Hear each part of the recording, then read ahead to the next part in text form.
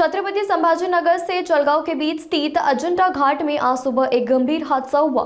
सुबह करीब 5 बजे आंध्र प्रदेश के एक वाहन का घाट पर एक्सीडेंट हो गया, जिससे चालक की मौके पर ही मौत हो गई। हादसा कैसा हुआ, इसकी स्पष्ट जानकारी अब तक सामने नहीं आई है। प्राथमिक जांच के अनुसार घाट के बीच वाहन रुक गया था और सामने से आ रही बाहरी वाहन उसके जोरदार टक्कर मार दी, जिससे यह घटना घटित हुई। अजंता घाट पर छत्रपति संभाजीनगर जलगांव हाईवे से भारी वाहनों और गाड़ियां आती जाती रहती है। वहां विश्व प्रसिद्ध अजंता लेनी पास में होने के कारण यहाँ पर्यटकों की बड़ी मात्रा होती है। नागरिकों का कहना है कि घाट में बार बार होने वाले इन हादसों को रोकने के लिए तुरंत प्रभावी प्लानिंग और ठोस सूचना उपाय किए जाने चाहिए।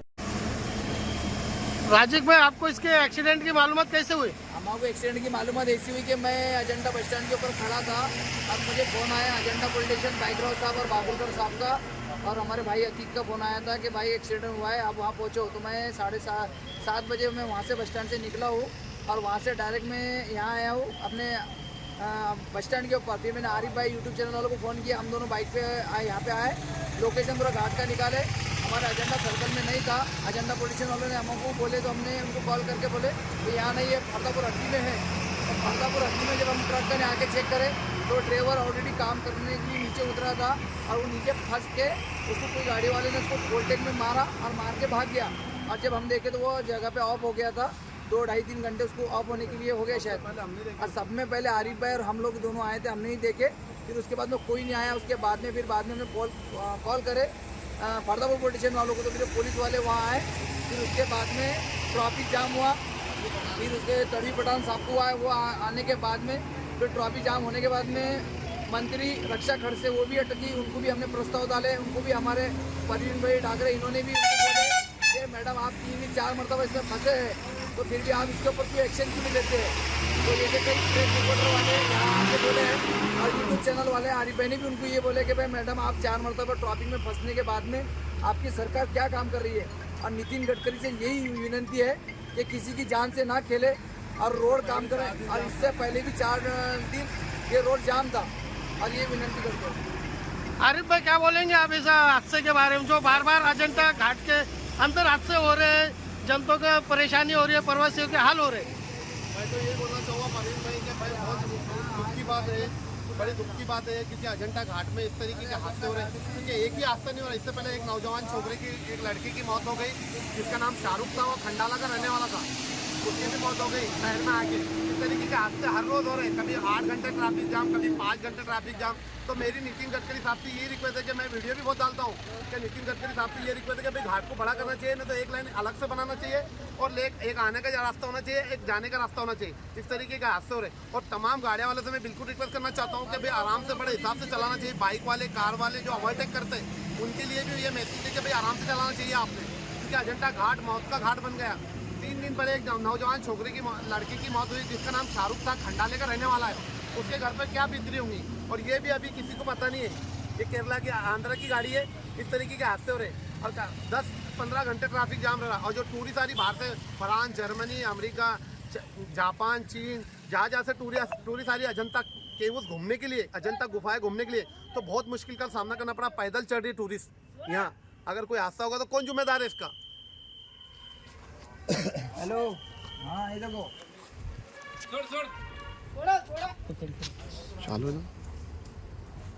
आपण पाहत आहोत नेहमी अजिंठा घाटामध्ये जो का मेन छत्रपती संभाजीनगर जळगाव हायवे आहे, इथं पर्यटन स्थळ म्हणून अजंता लेणी फेमस, वर्ल्ड फेमस असं स्थान इथं बघण्यासाठी येतात। आणि या रोडवर नेहमी पुणे, गुजरात, मुंबई अशी वर्दळीचे वाहनं नेहमी चालू असतात आणि नेहमी होणारे हे अपघात आहेत, याच्यातून कोणते सोल्युशन निघत नाही।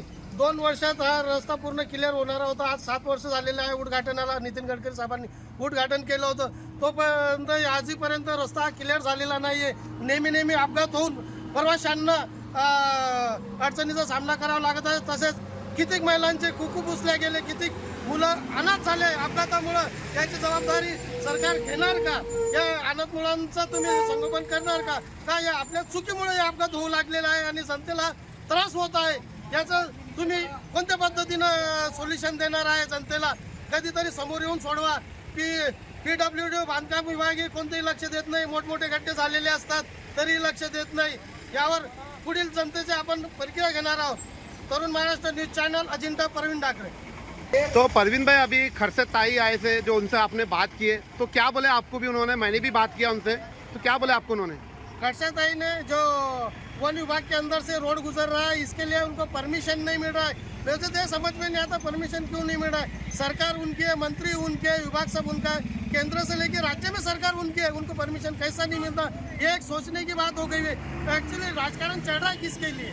ये जनता के लिए है या नेताओं के लिए है या ऑफिसर लोगों के लिए चल रहा है? आम जनता के लिए तो कोई कुछ भी नहीं है यहाँ, सेफ्टी कुछ भी नहीं है। कोई भी ऑफिसर आया तो उसको सेफ्टी के साथ उतारा जाता है। कोई भी जो है ऑफिसर आहे तो आता आपले जळगाव जिल्ह्याचे भुसावळ येथील खासदार रक्षाताई खडसे हे ट्रॉफिक मध्ये फसले, परंतु ते काही क्षणासाठी फसले।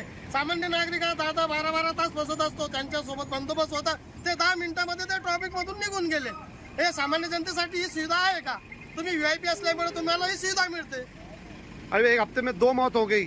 एका आठवड्यामध्ये 2 मोठ्या घटना झाल्या। 24 वर्षाचा मुलगाही अपघातामध्ये दगावलेला आहे, त्याचा परिवार पोरकं झालेला आहे। कमावणारा एक मुलगा होता, तो 24 वर्षाचा नवतरुण होता, त्याचे आई वडील, लायन भावंड आज हे उघड्यावर पडलेले आहे। त्यांचा आता हे आंध्र प्रदेशची गाडी आहे, ते म्हणजे 1500 किलोमीटर लांब आलेली, तर अपघात होऊन त्याचं डेथ झालेली आहे। ते होतं कसं आहे? इथं ट्रॉफिक वाढलेला आहे, रोडची साईज कमी पडते आहे, वर्दळीचं खूप मोठ्या प्रमाणात वाढ झालेली आहे। अभी 4 दिन से ट्रैफिक जाम था, बहुत लोगों को मुश्किलात का सामना करना पड़ा। किसी के सेब खराब हो गए, किसी के फल सब्जी खराब हो गई, तो इसके बारे में क्या बोलना चाहिए आप? 3 दिवस कंटिन्यू ट्रॉफिक जाम झालेला होता।